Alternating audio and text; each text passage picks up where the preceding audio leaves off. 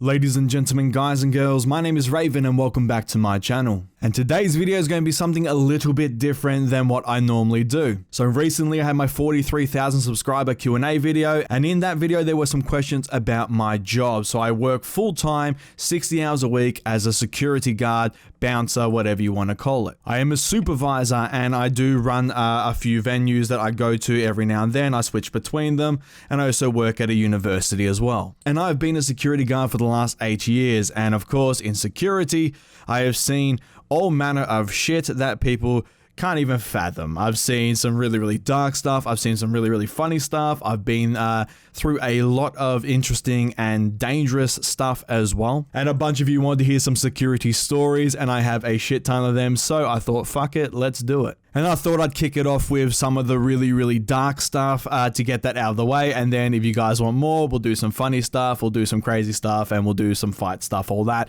later on story-wise. But today's video, I'm going to give a little bit of a warning here. I don't normally do this for any of my videos, but some of the stuff I'm about to talk about is pretty graphic in terms of what happened. And yes, it is 100% true. I had to deal with this shit, and it wasn't very pleasant. So just a heads up, one of the stories involves suicide, one of the stories involves a drug overdose, and one of the stories involves stabbing. And the reason why I'm giving you this is because all three of these people that I'm going to be talking about, they did not survive. So if any of that stuff is going to make you feel really shit or, affect you in any way, feel free to skip this one. But with that said, here are 3 stories that I had to deal with that involved people dying at my job.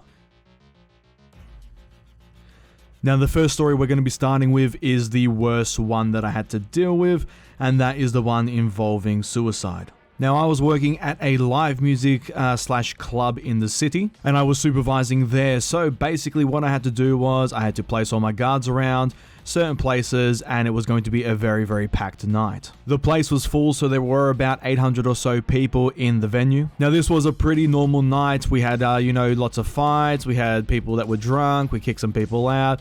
The good old-fashioned nightclub scene. And as the supervisor, what I was doing was roving around. So basically what that means is I walk around and I try and find as many drunk people as I can find and try and kick them out before things get messy. So if I find someone who's completely off their tits, I'll kick them out before they stumble into someone else and accidentally start a fight or something else happens. Like them passing out, throwing up, so on and so forth. It also gives me a good chance to walk around and see if anyone, it looks like they're going to be causing trouble. That way I can sort of nip that in the butt as well before that breaks out into a fight. Now, as I was doing this, I was walking down near the stage and I saw a guy and a girl making out. Now, that is quite normal, happens all the time. You keep an eye on them to make sure they don't start fucking each other right there and then, because that does tend to happen. But for the most part, they were just making out. Now, little did I know, but I found out after the fact that the girl who was making out with the guy, that girl had a boyfriend and the guy wasn't her boyfriend. So basically, as I was walking towards these two and I was going towards the stage to talk to the guard there, the boyfriend, lo and behold, came back. Now, I don't know what this girl was thinking. I never know what girls are thinking for the most part,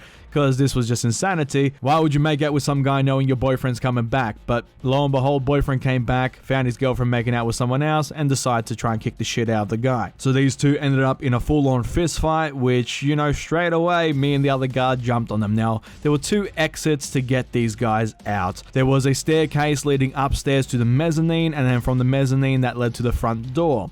So that was one way to get them out, and the other way was the fire escape that was behind near the stage. And that led up a long series of stairs that led out into the alleyway, and the alleyway looped around to the front of the venue. So I went ahead and grabbed the boyfriend, I locked him up, and I started dragging him towards the fire exit because that was the closest one to me. And the other guard, he grabbed the other dude and dragged him up the stairs. He was closer to that. Now, both dudes were pretty small, so it was quite easily to manhandle them, which didn't give me and the other guard much trouble, so we didn't really need any backup. Just locked them both up and dragged them out separate ways. And meanwhile, the girlfriend was sitting there crying, kicking, screaming, basically just like, oh my god, how could this possibly happen? My night's ruined. Yeah, kind of your fault. But that aside, I got the guy into the fire exit. We're going up the stairs, and I said what I basically say to everyone I'm kicking out, especially when it involves stairs.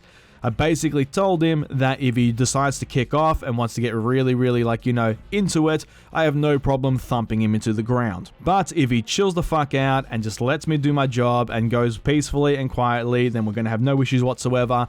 And I told him, I don't have a grudge against you. I'm literally just doing my job. Luckily, this guy sort of agreed, and most of the time they do agree. It's very rarely that I get someone who, like, wants to flip their shit at me. But this guy decided to chill out, so we were just walking up the stairs together, which was great. And then as we got to the top of the stairs, there were the big doors. Now, the way these doors work is you can open them from the inside, but you can't open them from the outside. So effectively, what we normally do is we open the doors, throw them outside, close the door, and done is done. They're outside and they can't come back in. But because I had this guy solo, I had him like, a sort of locked up chicken wing type thing. So what I did was I kicked the door open and I went out there with him. Now, the reason why I went out there with him was because I wanted to make sure that he didn't go around to the front of the venue and try and sneak back in. Now, although I had a description of the guy and I would have radioed through to let the guys on the door know not to let him back in, his girlfriend was inside, so he could try and use that to worm his way back in to see her or grab her, and then once he's inside, he can try and run off, do certain things. So I wanted to make sure he does not get back inside. So this time I went out with the dude. And I also had no fear of him beating me in a fight because I could pretty much break him in half. He was quite small, so I had also no fear of him maybe turning on me. But unfortunately, as soon as we both got through the door, the first thing I did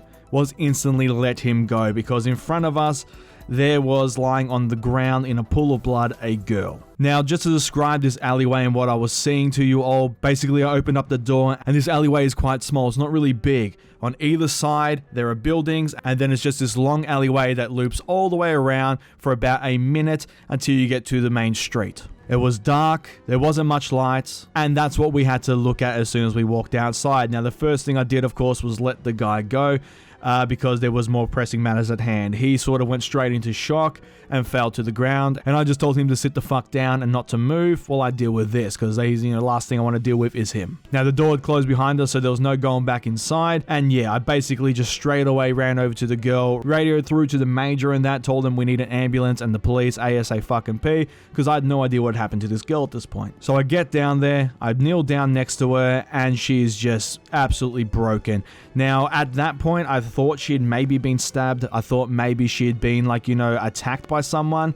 But as soon as I got close and I knelt down, I knew for a fact that something really bad had happened to this girl, because her arm was broken and her leg was broken as well, and there was a lot of blood. So me being in shock myself did one of the dumbest things I could possibly do, and I sort of turned her over to see if I could help her. And yeah, unfortunately, half her face was also caved in, and it was clear as day she was dead. But because I was in shock, what I did was I started doing CPR. So at that point, I was effectively giving CPR to a corpse. But from the extent of her injuries, it clicked in my head that she had committed suicide. Because remember how I said there were buildings along each side of the alleyway? Well, there were apartments up above on the left-hand side, and there were apartment windows. And the extent of her injuries led me to believe that she had jumped from the window. Maybe she'd been murdered and been thrown from the window. Either way, she fell from a great height, because that was a lot of damage done to her body. So I was doing CPR to her. I was just going through. Every single time I pushed down, I just heard cracking because all her fucking ribs were broken. But I sort of just kept going because there was really nothing else to do.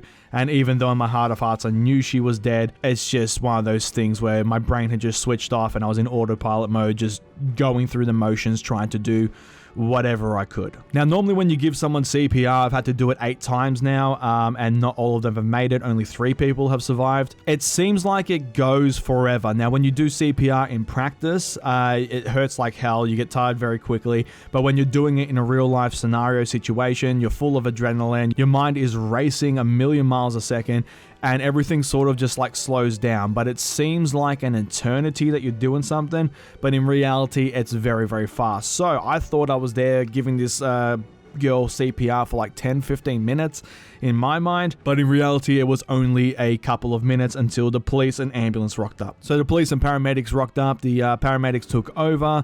And yeah, they pretty much just saw the state of her. I told them I'd been doing CPR for a while now, and they pretty much called it on the spot because there was nothing they could do to bring her back. I spoke to the police and told them essentially what had happened. I was kicking the guy out, found her like this, started doing CPR. The police told the other guy to move on. At that point, he wasn't, willing to go back inside or do any of that bullshit. He just wanted to get the fuck out of there, rightfully so. He'd seen some shit that most people aren't used to seeing. So I gave my details to the police and then I went back around the front. Now, when I got there, I was talking to my manager, giving him a debrief of what happened. The police were there as well. Now, unfortunately, there was no CCTV in that alleyway, so there was no way of knowing what exactly happened. That was for the police to work out later. But they took her body away, and then the manager essentially asked me if I wanted to go home at that point. But because I was supervising and it was a busy night, I told him, nope, I gotta keep going because, I can't leave the guys here hanging. So I went inside, washed myself up, and then I went back to work. Now, the worst thing about that was the fact that the entire time I was giving her CPR, I was just sitting there thinking about, what led her to do what she did, what led everything to just happen the way it happened, and how did she end up there. She was young. She would have been maybe 19, 18, something like that. And now she's just, dead. And effectively her parents have to deal with that and her family have to deal with that. And it's just a life wasted. And it just really sucks seeing a life being wasted. And it sucked even more that there was nothing I could do to even help. But the police did come by a few days later and they did confirm that it was a suicide. I did know one of the police officers who rocked up. So yeah, he told me what happened. And yeah, she had ended up jumping from the building and that was the end result. But even to this day, when I sit back and I look at it, I can still see her face clear as day, or at least what was left of it. Now, the next story we're going to be talking about is one involving an overdose. Now, I was working at another nightclub, and this one was a fairly busy nightclub. It had a capacity of about 1,500 people, so we had a shit ton of guards on. And this night was known for drugs, especially that type of crowd. It was your normal, rave, muzzer, party type crowd, so there was just drugs all over the fucking shop, and basically every single person there was on drugs. It's like a mini pre-festival type bullshit. Now, I normally fucking can't stand these nights because it's just full of shit. Although it's fun, breaking up all the fights, doing that sort of stuff. It's just a normal night, but on steroids, and it just gets really tiring really quick after you've kicked out 40 something people and had to deal with maybe 100 or so drunk people within a few hours. But I was roving once again. I had a bunch of guys with me and we were rocking around and we have a no tolerance policy on these nights. If you stumble into me, I'm kicking you out. If you're being an asshole, I'm kicking you out. If I find you jumping on a table, you're getting kicked out. Other nights when it's not so much of a hectic night, we can be more lenient, but there are just some nights where we're just like, fuck it, you mess up, you're gone. And lo and behold, there were a fuckload of fights this night. We were kicking a shit ton of people out. There were a bunch of drunk dickheads doing drunk stuff. Caught a few couples fucking in places they shouldn't, kicked them out as well. And everything was going pretty stock standard until I was walking past one of the toilets, when one of the guards that was posted on the toilet ran out and grabbed me. Now, I am very, very good at first aid stuff. I have my first aid level 3, and pretty much most of the venues I work at, whenever anything first aid related comes up, they go, where is Reavyne? They run over, grab me, pull me over, because they know for a fact that I'll be able to deal with it for the most part, unless it's something super drastic that I've never dealt with before. But at that point, if that's the case, the person's most likely going to die. So this other guard grabbed me and he pulled me into the toilet, and I said to him, what the fuck's going on? And he basically said that a girl is ODing in the toilets. So I run inside there, and there is 3 girls standing there, and they're freaking out, crying, just absolutely doing what most people do whenever something bad happens, and that's shut the fuck down. So they're crying and they're freaking out, and then I said to him, where the fuck's the girl? Because I couldn't see where she was, and I was trying to calm down these girls. He said that the girl was in the cubicle, and they're like, my friend's in the cubicle, my friend's in the cubicle. And I can see like a pair of heels sticking out from underneath. So I basically told the other guard to get the girls out of there and to radio through, we need an ambulance ASAP, and to let the managers know, and not to let anyone else into the bathroom unless there's staff, the police, or an ambulance. Now, the door was locked to this cubicle, so I basically had to go into the cubicle next to it. I had to climb up over and jump inside the cubicle. Now, as soon as I jumped in and I landed there, there was a girl lying on the ground, and straight away I just froze for a second just looking at her, because I landed and just looked at her and said, wow.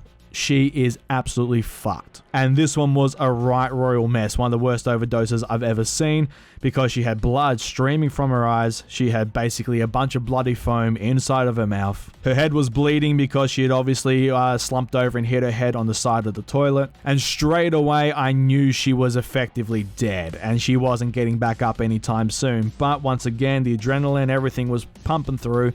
So I unlocked the toilet and I dragged her outside so that way I could basically start doing CPR. So I got her in front of the cubicle. Now the first thing I did with the CPR is I needed to clear her airways, because if I didn't, there would be no point, just doing compressions, because her throat is clogged up with all that bloody foam. So I tilted her head to the side and I used 2 of her fingers to basically scoop all the shit out of her mouth. I wasn't going to use my fingers. 1, I don't know what diseases she has. 2, she could freak out and clamp down if she came to or whatever, and then I lose some of my fingers. It's better her to bite off her own fingers than to bite off mine. So I used 2 of her fingers and I scooped out all the crap from her mouth, clearing her airways. At that point, I started compressions. Now this one was pretty goddamn bad, because the entire time I was doing compressions, I couldn't help but just stare at her face. It was sort of one of those things where it was sort of just right there in front of me. And because she still had blood coming out of her eyes and stuff, it was just a mess, and I couldn't look away. Now, something that happened when I was doing CPR, I was doing the compressions, was that this happens a lot. Okay, so I pushed down and one of the ribs broke. So I just heard this massive snap. And I was like, fuck. Now, this does happen because with compressions, you have to push 3/4 down to really make sure that you're pushing all the blood through. It's basically a nice deep compression is what you need. And some ribs do tend to snap, especially with girls, because they're so small. And this girl would have weighed about maybe 45, 50 kilos. So she really was not a big girl. She was quite small, quite petite. So as I was going, a few more ribs did end up snapping. But the thing is, you're better off snapping a few ribs than not doing it at all, because at that point, she wasn't breathing. There was no blood being pumped around, and basically what compressions do, you're pumping the blood for the person to make sure that you keep blood flowing to the brain, so that way the brain doesn't start dying, and that way, you can sort of trick the heart back into arrhythmia and that sort of stuff, but it's mainly just to keep the blood pumping through everything, so that way it can sort of give them the chance to kickstart, just so they don't die. So a few broken ribs is better than having no blood pumping through your body and your brain dying. So I was doing CPR on her for a little bit. The manager came in and he was sort of just realized he couldn't do anything, so he just stood in the back. And then eventually the police and the ambulance did rock up. Now the ambulance tried really hard to resuscitate her. They have some extra materials and stuff that they can give to people with overdose to try and bring them back, but unfortunately they weren't able to. And yeah, she pretty much was long gone. And the main reason why they weren't able to bring her back, or me, was because she'd been dead for too long before we got to her. Her friends were drunk. She was obviously drunk. They were all high. She went to the toilet. She did some stuff in the toilet. Her friends were partying. And we all know that when someone's drunk, they lose track of time very easily. Friends didn't realize how long she'd been gone, and she'd overdosed like a good maybe 10-15 minutes before they even realized, so she was well and truly gone. So they took her away, and because this happened in the venue, the whole venue got shut down in terms of for that night. So everyone got kicked out. The police helped us with that, which was really, really cool. But yeah, that one was really, really bad, and it's one that stuck with me for a while now, because once again, it was one of those things where I still remember the girl's face, and it's just I feel so shit for everyone who has to deal with the aftermath. She came out, she wanted to party, she wanted to have a good time, and then she, ended up killing herself by accident via an overdose, and it's just a really shit situation all around. And now the last story we're going to talk about is one involving a stabbing. Now I was working at, you guessed it, another nightclub. This one was in a very, very shady area here in Melbourne. And the venue I was working at was a fairly shit one. I only worked there a couple of times because in security, especially when you're doing bouncing and stuff, you get moved around a whole bunch. Anyone who's a security guard will know about that until effectively you get put somewhere permanently because the manager or someone really likes you, or you go in-house somewhere. But this place was really, really good guard-wise because it was me, one other Greek dude, and then we had 5 or 6 giant Maoris, okay? Now, I fucking love the Maoris. I've talked about them before in the past. They're really good bouncers. They're shit at talking. Nice guys, shit at talking. Can't talk their way out of a brown paper bag.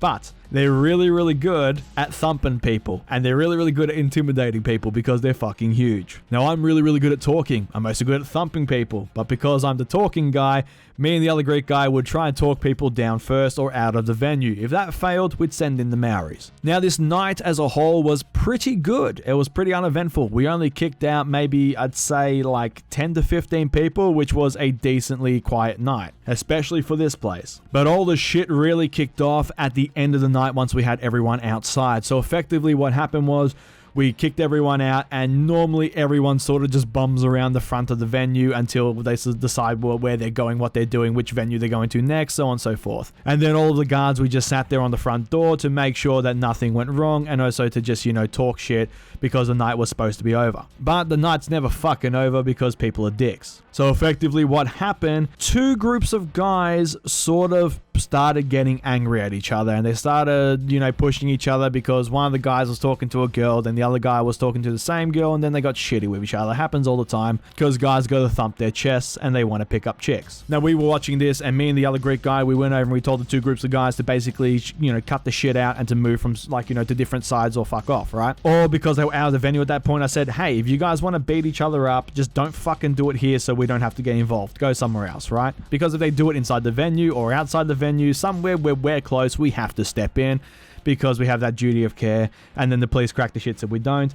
And also, just from a logistics standpoint, we can't just let people kick the shit out of each other right in front of us. Now, one of two things was going to happen here. They were either going to listen or they were going to try and argue with us. And of course, it was one of those nights where they tried to argue with us. So one of the guys decided to get up in my face, and he's like, who the fuck are you? We're not inside the venue. You have no power here, blah, blah, blah. That all bullshit. And I just told him straight up, because I'm very honest when I do security and YouTube and everything, as you can all tell. I said to him, I have no problem kicking the utter shit out of him if he wants to try me. I said, you're angry at the other guy, okay, because of the whole girl issue. That's fine. Be angry at him. Don't start shit with me. I'm not him. I will kick your ass. I said, you guys can't be fighting in front of the venue, and we're not going to let you fight in front of the venue. Take it somewhere else or just cut it out. Now, 98% of the time, this makes people back the fuck down, and I can be very intimidating when I want to be, and he backed the fuck down. He immediately went back to his friendship group over there. I said it basically gave the same look to the other dude. He's like, oh shit, okay, and he went back to the other side. So me and the other Greek guy went back to the bouncers, job well done, and we just sat there and kept talking shit. And then before you know it, 5 minutes later, one of the guys went over to the girl again, the other guy went over, and then they just started kicking the shit out of each other. Now, these two small groups of guys then somehow decided that they were gonna gain fucking 10 people aside. I don't know how or why or where from, but this thing turned into a pretty fucking big brawl between two big groups. Now, there was not many of us bouncers. We had the Maoris, which was good because they're huge. The Greek guy that was with me can't fight for shit, so I told him to basically just stay on the door. So me and the Maoris, we went in and we just started grabbing people and just throwing them to the ground. So we'd grab a guy, we'd drag him back to the door, and then we'd basically just pin him there. Luckily, we had a bunch of patrons as well who were there who weren't part of the fight that were helping us pin people to the ground. And the police had been called by the manager, so they were on their way, but the police, it was a busy night, so they were taking a little while to get there. Now, luckily, we didn't have to really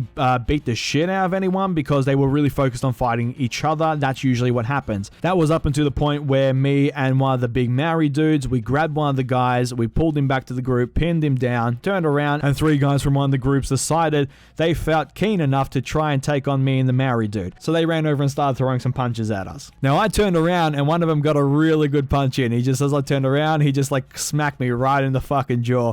So I've basically copped that, spun around, and I've taught martial arts for 6 years. I used to be a martial arts instructor. So as I've copped this hit, I've spun around and just back-fisted the guy and just knocked him clean out. And I was like, for a second, like motherfucker screaming because I'm just like, piece of shit, hit me.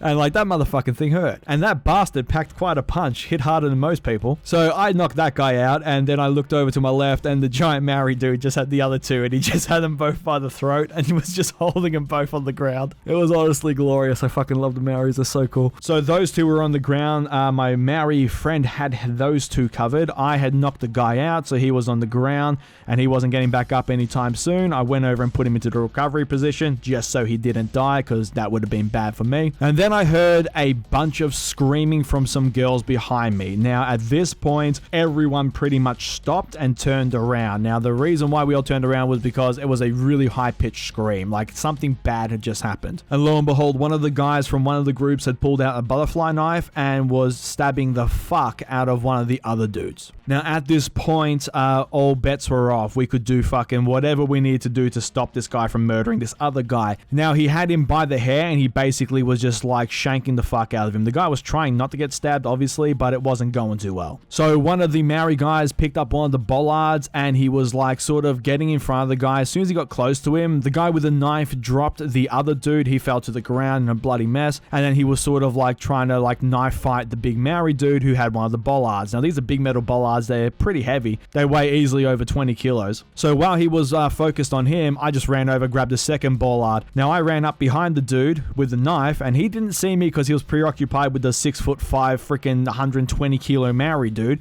in front of him with a giant fucking hammer essentially. So as he was focusing on him, I came up, I took that bollard and I just slammed it as hard as I could into his fucking spine. And this guy dropped the knife and just crumpled down into the ground, and he was just in tears, an absolute fucking mess. Now at that point, I just dropped the fucking bollard, I ran over, and I started basically trying to attend to the dude.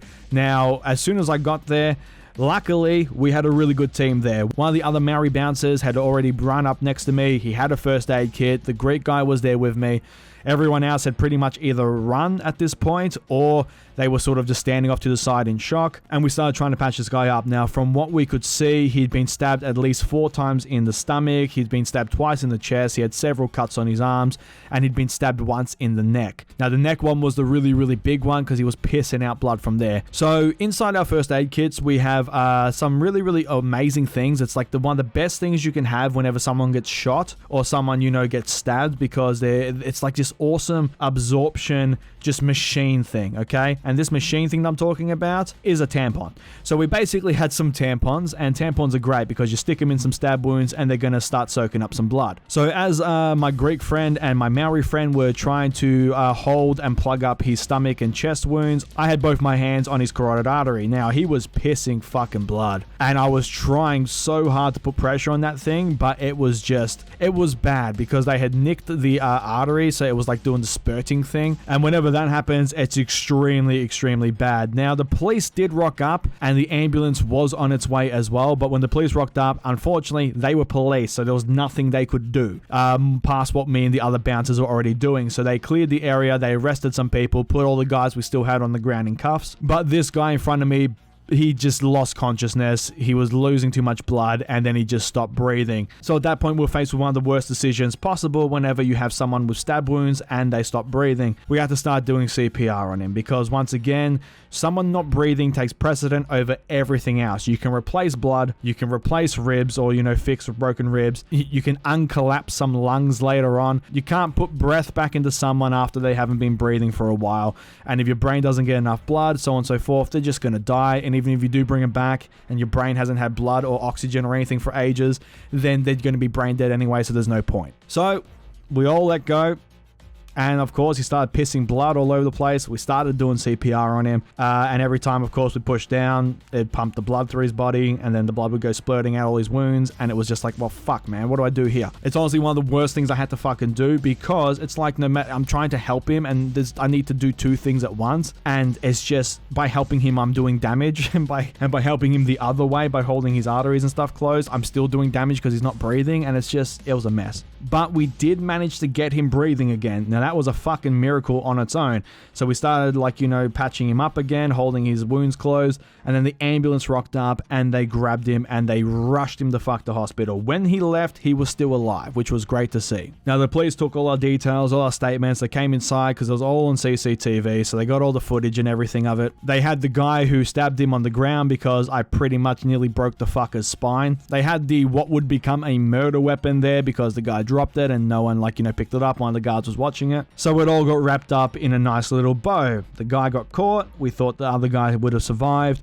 and it was all done and done. But about a week later, the police rocked up to let us know what had happened, because they do like to drop by every now and then, especially because they were very thankful for how much we all helped. But unfortunately, they let us know that the guy on the way to hospital, he ended up passing away. They couldn't revive him again. He'd lost too much blood, and he did in fact die. They also informed me that I ended up fracturing the murderer's spine, so that was at least a plus in my books. I managed to hit the bottom of the bollard, which is just this big heavy piece of metal, directly into his fucking spine. It was great. But that guy was also going on trial for murder, rightfully so. But that one was the second most bloodiest one I had to deal with. Like I said, he did get stabbed a shit ton, but it was still less blood than the girl who jumped off the building. But I really do feel bad for that dude who did get stabbed. He was young. He was like 22, 23. And, you know, once again, you go out, you try and have a good time, and then you do some fucking dumb things, make some dumb decisions, and then before you know it, you're dead. And now your family and everyone else has to deal with the fact that they don't have you anymore,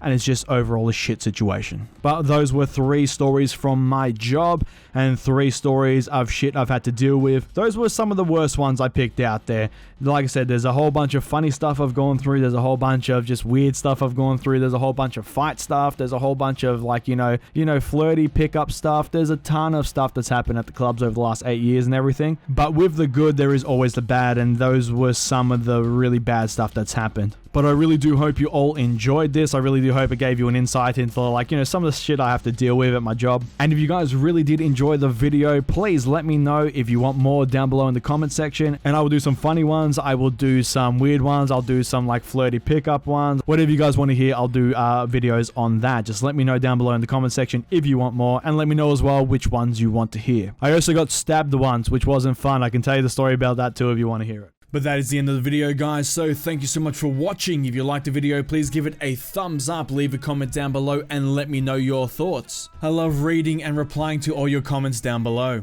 And feel free to check out my Discord and Twitter. There is a link down below in the description box for both of those as well. The Discord is a great way for me to talk to you guys outside the YouTube comment section. And of course, the Twitter is a great way for you guys to get a notification whenever a video is being uploaded, because YouTube is a bit weird sometimes. And if you like this video and you like what I'm doing here on the channel and you want to support the channel further, feel free to check out my Patreon. There'll be a link down below in the description box, and a link will pop up at the end of the video. And if you choose to donate, it is greatly appreciated. And a big shout out to my current patrons whose names you've been seeing in the background. Just wanted to say thank you for your support. It really does mean a lot. And please share this video around. It does help me out a fuck ton. And if you want to see more videos from me, please hit the subscribe button. I shall see you all in the next video. Have a good one, guys.